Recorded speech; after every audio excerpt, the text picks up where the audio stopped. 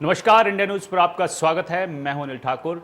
हिमाचल पथ परिवहन निगम के कर्मचारियों के वेतन में देरी के चलते प्रदेश में सियासत हो रही है। आपको बता दें कि लगातार विपक्ष जो है सीएम सुक्खू पर आरोप लगा रहा है कि कर्मचारियों को सैलरी नहीं दी है।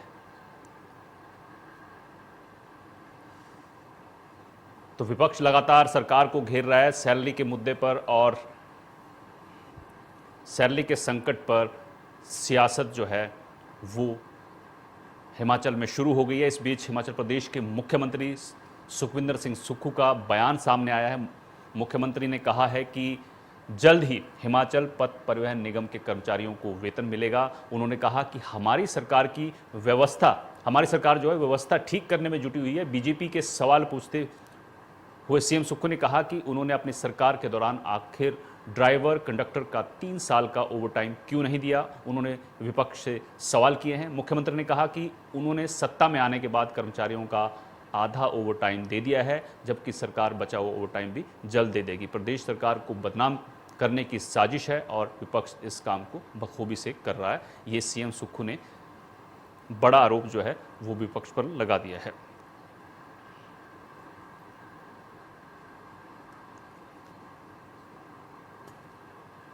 हमेशा 17-18 तारीख को ही मिलती है। 1 तारीख को मिलती है। नहीं, हाँ तो खुद कह रहे तो 14 तारीख को मिली, आज कल में मिल जाएगी। एचआरटीसी का भारतीय जनता पार्टी ने पिछले 3 साल से ओवर टाइम नहीं दिया था, नाइट नहीं दी थी। मैंने उनकी ओवर टाइम और नाइट की आधी पेमेंट कर दी है और आधी हम वो करने जा रहे हैं। भारतीय जनता पार्टी से पूछा जाना चाहिए ना कि वो 3 साल से उनके नाइट और ओवर टाइम क्यों नहीं दिया गया। और जो सैलरी की बात है, मेरे समय से नहीं है, हमें तो अभी 6 महीने हुए सरकार में आए। हम तो जो व्यवस्था बिगड़ी हुई है उसको ठीक कर रहे हैं, लेकिन ये दृष्टिकोण अपनाना कि हम पर दोष लगाना गलत बात है। आज तो दिल्ली के पत्रकार एचआरटीसी की सैलरी के बारे में पूछ रहे, मुझे तो समझ ही नहीं आया कि वो दिल्ली के बड़े बड़े, आप लोगों ने नहीं सवाल पूछा, आपने जो राज्य से, वो आगे हमसे पूछ रहे हैं कि आप बताइए कि एचआरटीसी की सैलरी क्यों नहीं दी। तो ये चीजें कहना गलत बात है। ये जो सैलरी है ये कारपोरेशन की है। अभी सचिवालय में खड़े किसी सरकारी कर्मचारी के पास जाके इंटरव्यू तो लीजिए कि आपको सैलरी मिल रही नहीं मिल रही। पर एक प्रकार से सरकार को बदनाम करने की कोशिश एक साजिश के तहत हो रही है। और सिर्फ एक सरकारी कर्मचारी, जहां सिर्फ 10-15 हजार एम्प्लॉइज है, हिमाचल में तकरीबन 2 लाख सरकारी एम्प्लॉइज है। तो सरकारी कर्मचारी की जो एचआरटीसी की सैलरी वो 14-15 तारीख को ही मिलती है। आज तक तो सवाल नहीं, पिछले महीने भी उनको 15 तारीख को सैलरी मिल रही, इस महीने भी 15 तारीख को सैलरी मिल रही, पिछले 10 साल से 15 तारीख से सैलरी मिल रही है। पर आज पता नहीं मुझे खुद भी नहीं समझ आया कि क्यों ऐसी बात है। ठीक है, मैं आपका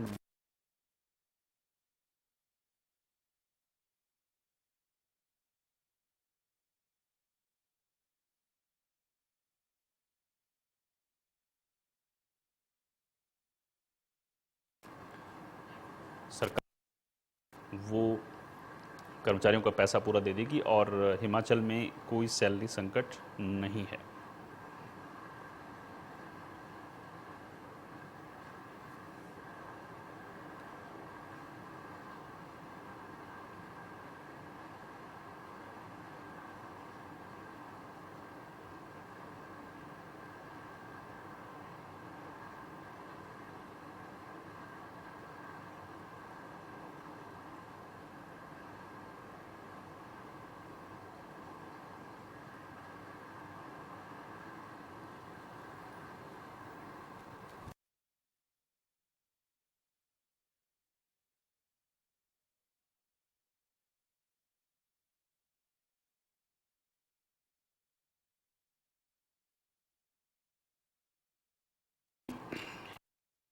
सियासत हो रही है सैलरी संकट को लेकर, लेकिन सरकार की तरफ से साफ कहना है कि प्रदेश में कोई सैलरी संकट नहीं है।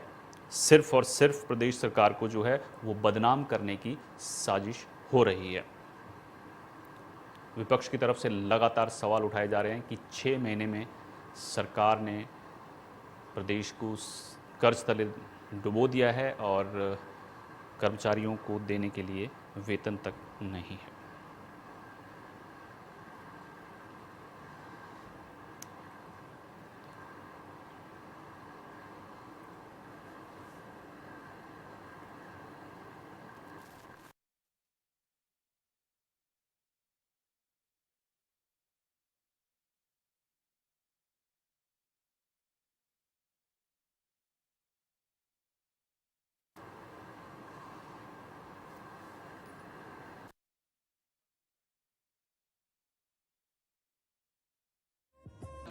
कि आज वो उन्होंने कहा है कि नहीं मिली है। HRTC की सैलरी हमेशा 17-18 तारीख को ही मिलती है।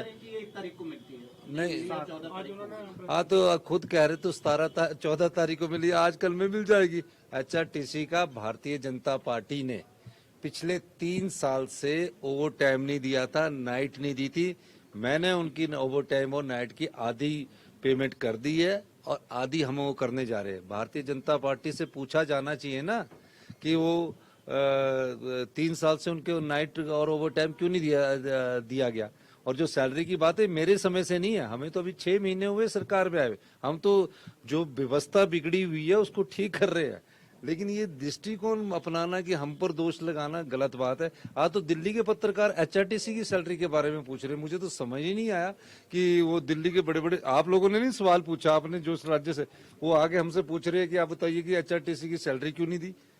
तो ये चीजें कहना गलत बात है। ये जो सैलरी है ये कारपोरेशन की है। अभी सचिवालय में खड़े किसी सरकारी कर्मचारी के पास जाके इंटरव्यू तो लीजिए कि आपको सैलरी मिल रही नहीं मिल रही। पर एक प्रकार से सरकार को बदनाम करने की कोशिश एक साजिश के तहत हो रही है। और सिर्फ एक सरकारी कर्मचारी जहां सिर्फ 10-15 हजार एम्प्लॉइज है, हिमाचल में तकरीबन 2 लाख सरकारी एम्प्लॉइज है। तो सरकारी कर्मचारी की जो HRTC की सैलरी वो 14-15 तारीख को ही मिलती है। आज तक तो सवाल नहीं, पिछले महीने भी उनको 15 तारीख को सैलरी मिल रही, इस महीने भी 15 तारीख को सैलरी मिल रही, पिछले 10 साल से 15 तारीख से सैलरी मिल रही है। पर आज पता नहीं मुझे खुद भी नहीं समझ आया कि क्यों ऐसी बात है।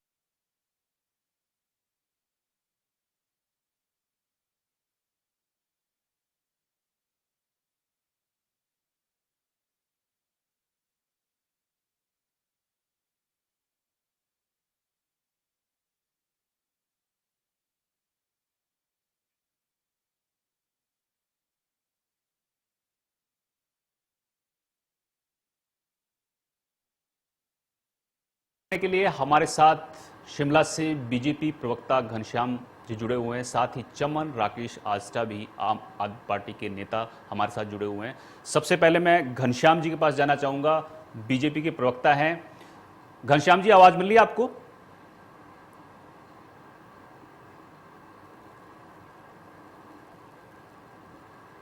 चलिए, घनश्याम जी के पास आवाज नहीं जा रही है, मैं चमन राकेश आस्था जी के पास चलूंगा, आम आदमी पार्टी की तरफ से जुड़े हुए हमारे साथ।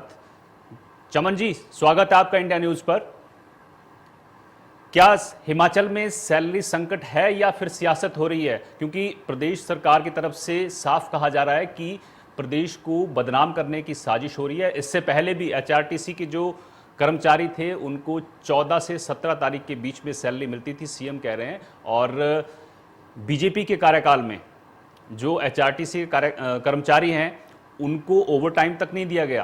तो क्या लगता है आपको, ये सैलरी संकट है या फिर सियासत हो रही है? तो नहीं है। देखिए, जैसा कि हम लोग पहले भी कह रहे थे कि कांग्रेस को जब कोई नई सरकार आती है तो थोड़ा उसको टाइम लगता है सेटल होने में। तो उसमें 2-3 महीने तक तो क्यों अपना जो भी इनकी, मान लीजिए कोई मंत्री बनाना है, किसी को किसी बोर्ड्स कॉर्पोरेशन या उसमें कोई भी पद दिए जाने हैं, राजनीतिक पद ही होते हैं लगातार। लेकिन ये एक मामला ये इनकी सैलरी का नहीं है।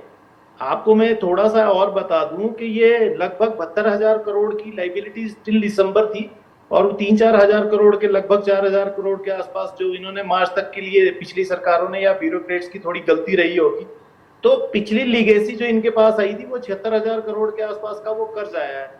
अभी कुछ दिन पहले आपको पता लगा होगा कि इनकी जो ओवरड्राफ्ट 1000 का था उसमें से अब दोबारा से लिमिट लगा करके 1400 करोड़ के बजाय इनको 800 तक के लिए विड्रॉल की पावर दी गई। तो 6,000 करोड़ तो अभी इन्होंने कॉन्ट्रैक्टर्स का भी देना बाकी है। 1500 रुपए महिलाओं के जो है वो अभी तक शुरू नहीं हुए हैं। OPS की चलिए मान लीजिए लाइबिलिटी इनके ऊपर नहीं आती है। तो ऐसे क्या कारण है कि हर जगह पे इनके फाइनेंशियल क्रंच तो है। देखिए, ये सरकार इससे भाग रही है तो फिर ये गलत बात है, क्योंकि अब तो हम लोग भी सवाल उठाना शुरू करेंगे। अब 6 महीने का कार्यकाल हो गया है सरकार को, तो इसमें अब इनकी जवाबदेही तो बनती है कि कर्मचारियों की अगर सैलरी है या वेजेस है। देखिए, एरियर तो अगर भाजपा छोड़ के गई है, कांग्रेस सरकार को पता था कि चाहे वो HRTC के स्टाफ के ओवरनाइट्स के चार्जेस थे, एरियर्स थे, वो तो पेंडिंग थे, सबको पता था कि भाजपा ने नहीं दिए, भाजपा की गलती थी। बहुत सारे स्कूल्स इन्होंने शट डाउन कर दिए हैं क्योंकि फाइनेंशियल क्रंच है। अगर ये एक्सेप्ट करेंगे तो ज्यादा अच्छी बात है। और ठीक है, उनको लेकिन mobilize कहाँ से सरकार तो करना है? आरोप केंद्र पर लगा रही है कि केंद्र जो है वो पैसा रिलीज नहीं कर रहा है। चलिए, हमारे साथ घनश्याम जी भी जुड़े हुए हैं, बीजेपी प्रवक्ता हैं, इनसे पूछ लेते हैं। घनश्याम जी, आवाज मिल रही है आपको? स्वागत है इंडिया न्यूज पर आपका। धन्यवाद सर आपका। आपका भी वीरभूमि हिमाचल में बहुत बहुत स्वागत है बतौली माध्यम से। मैं तो इनफैक्ट ऑडियो से जुड़ा हूँ। थैंक यू जी, थैंक यू। आपसे ये जानना चाहेंगे कि सीएम सुक्खू कह रहे हैं कि बदनाम किया जा रहा है, विपक्ष जो है प्रदेश सरकार को बदनाम करने की कोशिश कर रहा है, सैलरी संकट है नहीं। क्या आप लोग सियासत कर रहे हैं या फिर सैलरी संकट है? देखिए ढंग साहब, ऐसा है, कांग्रेस पार्टी का जो गुरुकुल है वहां से झूठ बोलने की पीएचडी सिखाई जाती है और ये सरकार सत्ता में झूठ बोलने की पीएचडी से ही बनकर के सत्ता में आई है। ये हम इनको कहीं पर भी बदनाम नहीं कर रहे हैं। हम तो ये कह रहे हैं कि भैया जो आपने गारंटियां जी प्रदेश के लोगों को और कर्मचारियों को और पेंशनर्स को दी है, उन गारंटियों को आप पूरा कर दो, हम तो स्वागत कर रहे हैं। लेकिन जब इन्होंने ये ओपीएस को लेकर के बात की थी कि पहली कैबिनेट के अंदर पहले पेन से इसके जो है वो दस्तखत किए जाएंगे, जी। जब इनकी सरकार आ गई और इन्होंने ये बवंडर खड़ा कर दिया कि हमने ओपीएस दे दी, हमने तब भी कहा कि भाई आप पूरी की पूरी पुरानी ओपीएस अपने हिसाब से दो, हमें बताओ। अब जाकर के जब ये इनके गले में ये घंटी फंस गई तो ये कह रहे हैं कि केंद्र सरकार पैसा नहीं दे रही है। मैं इनसे एक बात पूछना चाहता हूं आपके माध्यम से कि भैया जब आपने ये झूठी गारंटियों को अपने मैनिफेस्टो में लिया था, तब क्या आपने केंद्र सरकार से कंसेंट ली थी कि हम ये विषय वहां पे रखने जा रहे हैं और आप फंड देंगे कि नहीं देंगे? ये तो झूठ बोल करके अपने 6 महीने का समय हो गया है, अभी तक कोई कंक्रीट डिसीजन सरकार का इस विषय में नहीं आया है। जी ठीक है, लेकिन ये बात तो साफ है कि प्रदेश में जो है वो पैसे की कमी है, क्योंकि पिछले हफ्ते सीएम खुद मिलके गए हैं, केंद्र सरकार के कई मंत्रियों से मिलके गए हैं, साथ ही जो मंत्री हैं हिमाचल के वो भी मिलकर गए हैं और साफ कहा है उन्होंने कि पैसा रिलीज नहीं किया जा रहा है, लोन की सीमा कम कर दी गई है। तो क्या सच है? क्योंकि पंजाब में आम आदमी पार्टी की सरकार है, वहां से भी यही सेम आरोप लग रहे हैं, क्या इसमें क्या सच्चाई है? देखिए साहब, ऐसा कुछ नहीं है, ये सारी बातें लोगों को बहकाने की बातें हैं।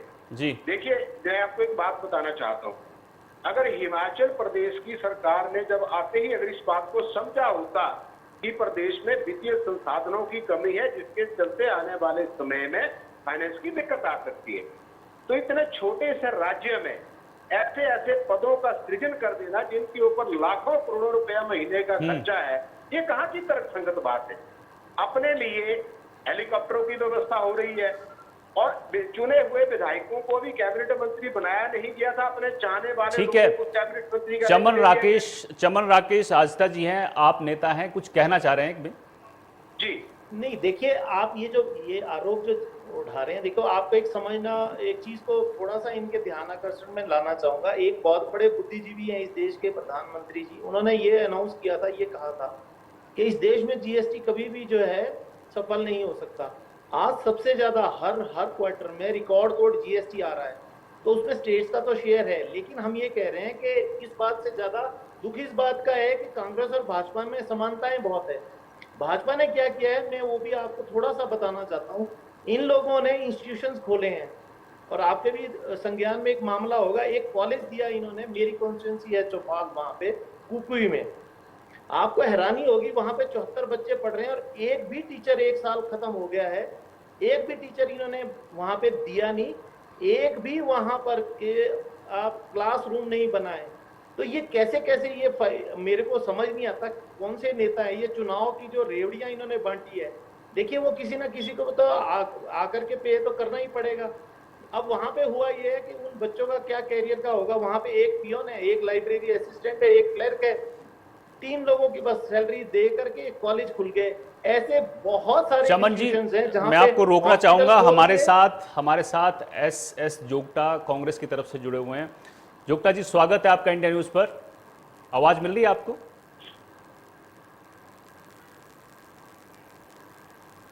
जोगटा जी, आवाज मिल रही है आपको? चलिए, शायद उनको आवाज नहीं जा रही है। लेकिन और देखिए एक बात जो सबसे जरूरी है, अब ये हम लोग एक दूसरे पे ये आरोप और प्रत्यारोप तो लगता रहेगा। हम ये बार बार कह रहे हैं कि अब इनको बहुत ज्यादा होमवर्क करने की जरूरत है। कांग्रेस सरकार में आपस में ही समन्वय दिख नहीं रहा है।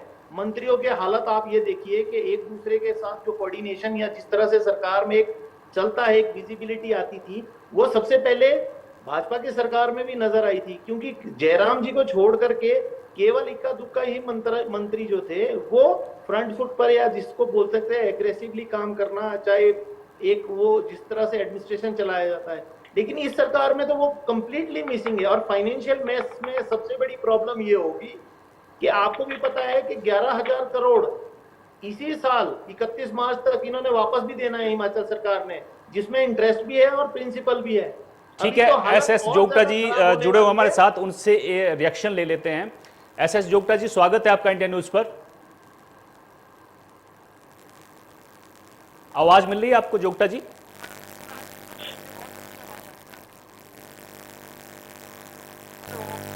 जोगटा जी आवाज मिल रही है आपको? ठीक है, हिमाचल में सैलरी संकट है, विपक्ष ये कह रहा है, लेकिन प्रदेश सरकार कह रही है कि बदनाम कर रही है, सरकार जो विपक्ष है वो बदनाम करने की साजिश कर रहा है। मैं ठाकुर साहब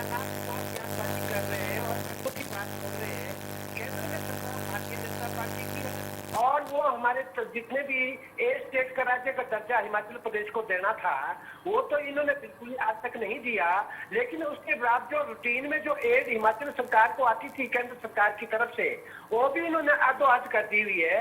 और दूसरी जो लायबिलिटी जो ये कह रहे हैं कि भी दूसरी जो किसी को सैलरी नहीं मिल रही, किसी का कुछ नहीं है, ये बीजेपी के टाइम के पंजाब स्केल जो 2016 में मिलना था कर्मचारियों को, प्रदेश के कर्मचारियों को, ये जयराम सरकार की तत्कालीन सरकार के टाइम से 2016 से पेंडिंग है। अभी तक लोगों के एरियर वगैरह जो वो भारतीय जनता पार्टी का जो जितना भी लायबिलिटीज थी वो मतलब पोस्टपोन, मतलब हमारे कंधों पे आ चुकी है आज। घनश्याम जी जवाब दीजिए। एसएस जोगटा जी बड़ा आरोप लगा रहे हैं कि पिछली सरकार जो थी उसकी जो देनदारी है वो अब कांग्रेस को देनी पड़ रही है। बिल्कुल बिल्कुल बिल्कुल, मैं इस बात में आपको बड़ी क्लियरली बताना चाहता हूं, जब 2012 में भी हमारी गवर्नमेंट आदरणीय धूमल जी के नेतृत्व में बनी थी, तभी उस वक्त के तत्कालीन जो पूर्व मुख्यमंत्री थे वीरभद्र सिंह जी, वो सारे का सारा पेक पेशन का एरिया छोड़ के गए थे। 2012 में केंद्र में सरकार कांग्रेस यूपीए की थी, उसके बावजूद भी जब 2012 तक हमारी सरकार सत्ता से बाहर आई तो पिछली सारी देनदारियां विपक्ष की सरकार सत्ता में केंद्र में होते हुए भी क्लियर करके आए थे। उसके बाद की बात, ये जो आज ये आरोप लगा रहे हैं कि हमने छोड़ा, 30 अगस्त 2022 को हिमाचल प्रदेश के सचिवालय एक बहुत बड़ी ऐतिहासिक जेसीसी की हमने बैठक की और उसका बाकायदा मेरठ वित्त विभाग के और मुख्य सचिव के हस्ताक्षरों के द्वारा मिल गए। उसमें लिखा गया कि जितने भी ये 2016 से लेकर के पेंडिंग बैठे हैं इनको 15 दिन के अंदर निपटाया जाएगा। उसके बाद जो एचआरटीसी परिवहन के कर्मियों की बात चल रही है, मेरे पास दस्तावेज मौजूद है, उसमें लिखा हुआ, उसमें स्पष्ट है कि 10 तारीख से पहले हिमाचल पथ परिवहन निगम के कर्मचारियों को पेंशन और तनख्वाह दी जाएगी। हम तो ये कह रहे हैं कि जो नोटिफिकेशन पार्टी ने नहीं की, सरकार ने की है, उस सरकार की नोटिफिकेशन को तो कम से कम इंप्लीमेंट करें। और जो बात अभी चमन जी ने कही कि इंस्टीट्यूशनों की बात इन्होंने कही, मैं इनको एक बात बताना चाहता हूं भाई साहब, कोई भी सरकार जब सत्ता में चुन करके आती है वो 5 वर्ष के लिए आती है और आखिरी दिन जो 5 वर्ष का आखिरी दिन होता है वो भी सरकार के काम करने का दिन होता है, कामकाजी दिवस होता है। जितने भी इंस्टीट्यूशन खोले गए वो जनता की डिमांड पर खोले गए थे, पब्लिक की डिमांड के ऊपर। किसी ने, किसी भी विधायक या मंत्री ने अपने घर के अंदर या अपने बच्चों के लिए नहीं खोला। चमन राकेश जी, आप कुछ कहना चाह रहे हैं, आप कुछ जोड़ना चाह रहे हैं? आप इनसे आप घनश्याम जी एक बात बताइए ना, जब आप फिजिबिलिटी रिपोर्ट नाम की कोई चीज होती है कि नहीं? आप किसी भी नेता के गहरा नथु गहरा कोई आपको बोले कि यहाँ पे कॉलेज खोल दो, आप खोल देंगे क्या? उसमें प्रोविजनिंग फाइनेंशियल नहीं होती है क्या? आपको ये लगता कि भाई अगर मेरे पास इतने स्टाफ ही नहीं है तो वहां पे पढ़ाने कौन जाएगा? ऑलरेडी कोई भी- टीचर्स की जो है कोई भी शॉर्टेज भाई है, साहब, कोई भी institution लेक्चरर्स जब की शॉर्टेज है, notification प्रोफेसर्स cabinet की करती कॉलेजों है, में शॉर्टेज जब है, notification इंफ्रास्ट्रक्चर cabinet आपने करती है, बनाया तो उसमें नहीं, budget का आपने सिर्फ provision रखा वोट होता है। मांगने के लिए केवल और केवल वोट की राजनीति करने के लिए ये सारे काम किए, और अब ये तो लाइबिलिटीज तो पाइल अप हो रही है। आपके कार्यकाल में 48% आपने इस बात को पूरा स्टडी नहीं किया चमन भाई जी। जब भी कोई नोटिफिकेशन कैबिनेट करती है तो बजट का प्रोविजन लेकर के करती है, बिना बजट के बट वो प्रोविजन से पैसा कभी गया कोई कहाँ? notification नहीं होती है। नहीं तो आप ये बताइए, कॉलेज आपने खोला तो वहां पे लेक्चरर भी तो चाहिए होता है कि नहीं, ऐसा वो कहाँ पहली गए? भैया पहली कैबिनेट में तो कॉलेज अनाउंस हो गया, वहां पे जो निश्चित स्टाफ था वो भेजा गया। जोगटा जी से- अगली जोगटा जी से- आपके जो एजुकेशन मिनिस्टर थे, एसएस जोगटा जी, आप बताइए आपका क्यों जो सरकार बंद कर एजुकेशन रही है मिनिस्टर होता इंस्टीट्यूशंस जो है, बीजेपी क्या आरोप लगा रही है एजुकेशन लगातार। मिनिस्टर को ये नहीं पता है कि अगले ये जो मान लीजिए 12 बाई पोस्ट 12 कॉलेज में खोल रहा हूँ, 12 कॉलेज में अगर हमने हिस्ट्री दिया है सब्जेक्ट, चमन जी, एक बार 1 मिनट आप सुनिए। जोगटा जी कुछ कहना चाह रहे हैं। देखिए ऐसा है, भारतीय जनता पार्टी के पास कुछ कहने को नहीं है।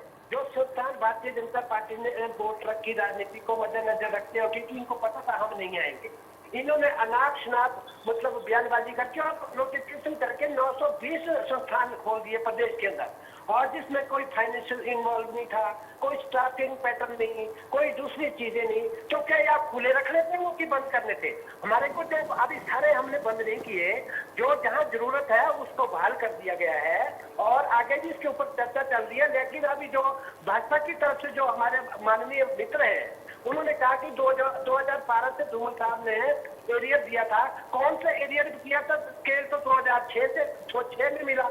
वही एरियर जो है भारतीय जनता पार्टी को देना था, जो भी वीरभद्र सिंह सरकार ने 2013 में दिया, जो बचा हुआ था। पेंडिंग पूरा था, पूरा आधा था, जो कि कांग्रेस की सरकार ने दिया है। वही हाल 2016 के स्केल में हुआ, और जयराम जी ने यानी कि भारतीय जनता पार्टी ने फ्रैक्शन में, टुकड़ों में स्केल को बांटा। 50,000, 20%, ये परसेंट जो इन टोटल प्रदेश के कर्मचारियों को, पेंशनरों को मिलना था, वो आज जो लाइबिलिटीज है वो एक्सटेंड हुई है, कांग्रेस के कंधों पे आ चुकी है। वो पैसा जो भारत सरकार से इन्होंने कर्जा लिया है, दूसरी वित्तीय संस्थाओं से कर्जा लिया है, जो आजकल पाइल अप होकर के 92,000 करोड़ हो गया हुआ है। ठीक है जोगटा जी, ठीक है, जोगटा जी, आपने तमाम आरोप लगा लिए। मेरी बात को सुनना होगा। किस मद में खर्च किया उसका श्वेत पत्र जारी करें कि कहाँ खर्च किया वो 92,000। घनश्याम जी जवाब दीजिए। जोगटा जी, कर्जा देने के लिए विकास एक निरंतर चलने वाली प्रक्रिया है। विकास कभी सरकारों के आने जाने से, आदान प्रदान से रुकता नहीं है। मैं आपको बता, जैसे इंस्टीट्यूशन की बात जोगटा जी ने कही, मैं इनके ध्यान में लाना चाहता हूँ। इनको खुद पता है कि जब कांग्रेस पार्टी सत्ता से जा रही थी, 20 दिन चुनाव को रह गए थे, तो इन्होंने मटौर चौक के ऊपर, सारी दुनिया वहां पे आती जाती देखती है, वहां पर सुबह सीनियर सेकेंडरी स्कूल था, और दोपहर को जनसभा हुई, और शाम को स्कूल को बदल करके कॉलेज बना दिया गया। लेकिन हमारी सरकार बीजेपी की उसका सत्ता में आई, हमने उस इंस्टीट्यूशन को बंद नहीं किया, उस इंस्टीट्यूशन को स्टैंड बाई किया, और उसको बाकायदा चला करके कॉलेज बना के लोगों को दिया। दूसरी बात, रही बात पेंशनों की, 2012 से लेकर के 17 तक ठीक है, कांग्रेस पार्टी की सरकार सत्ता में। ठीक है, वक्त की कमी है घनश्याम जी। चमन राकेश जी कुछ जोड़ना चाह रहे हैं। चमन जी, नहीं, मैं बस एक छोटी सी बात जिसको छोटा सा रिएक्शन दीजिएगा। श्याम जी ने एक्चुअली गवर्नेंस का जो मॉडल है इनका लगभग सेम है। ये लोग सिर्फ रैलियों में जा करके पीछे से कोई पर्ची दे दे, वहीं पे कॉलेज अनाउंस कर देते हैं, स्कूल हॉस्पिटल जो अनाउंस करना है ना, तो इनके पास चमन जी, आप अपनी पार्टी का पंजाब में मॉडल बता दीजिए। पंजाब और दिल्ली में आपकी पार्टियां राज कर रही है, वहां का मॉडल बताइए। कर्मचारियों और पेंशनरों के लिए क्या किया गया वहां से? हिमाचल प्रदेश, ठीक है, मैं आप सबको यहीं रोकना चाहूंगा क्योंकि वक्त की कमी है। लेकिन जो सियासत है वो पहाड़ों पर अब खूब हो रही है। 6 महीने सरकार को हो गए और लगातार आरोप लगा रहे हैं कि सरकार जो है वो ट्रैक पर नहीं आ रही है। लेकिन सरकार की तरफ से विपक्ष को जवाब दिया जा रहा है कि सरकार को बदनाम कर रहा है विपक्ष, और केंद्र की तरफ से पैसा रिलीज नहीं हो रहा है, जिसके चलते काम रुक रहे हैं। लेकिन हकीकत यह है कि एचआरटीसी के जो कर्मचारी हैं उनको सैलरी जो है वो मिली नहीं है। सरकार कह रही है कि जल्द रिलीज कर दी जाएगी, जिस पर खूब बवाल हो रहा है।